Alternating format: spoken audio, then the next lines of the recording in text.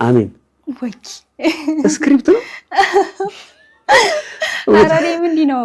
አንዳንድ ሰው ማለት ነው አስጠንተውሽ ነው ትወና ጎበዝ ነሽ ምናምን ይለኛል ማለት ነው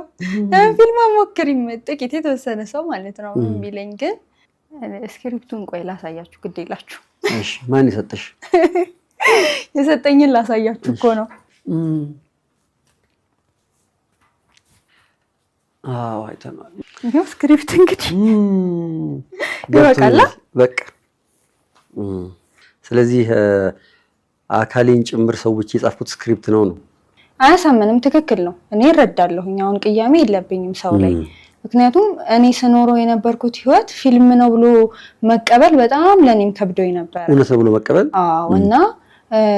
ወላ ሙሉን ታሪኩን እኮ እኔ ከወደኩ በኋላ ነው ያወኩት ሙሉን ሁሉንም ከሞደቄ በፊት